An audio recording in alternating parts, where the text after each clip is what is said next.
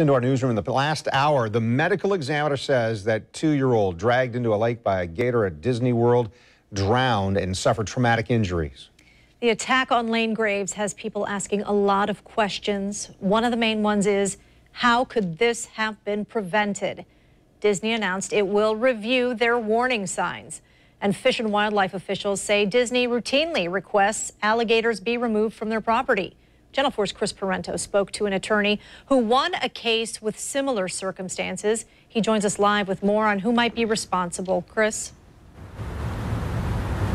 This tragedy at Disney has a lot of similarities to a case in our area from 1980 that led to the city being ordered to pay more than $22,000 to a man who was attacked in a man-made lake at Hanna Park. The lawyer in that case tells me that in both cases, more signs like this, warning of alligators, were needed.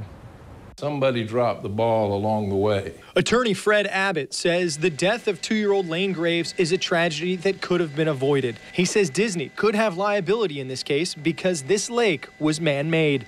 Are no swimming signs enough? No, absolutely not.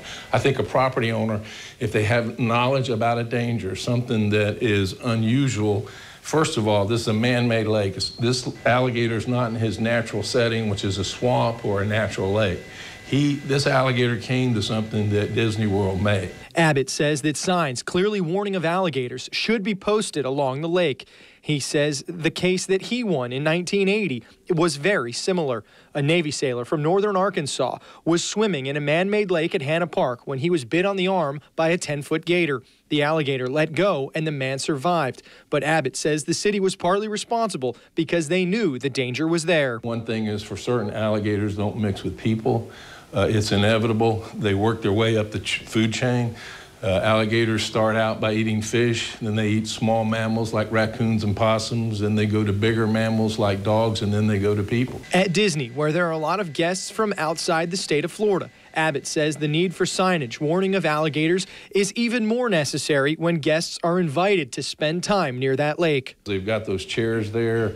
They don't have any warning signs about the alligators. I mean, so for you and I who are natural Floridians, we know about alligators. People from outside the South, that's just something they read about in a book.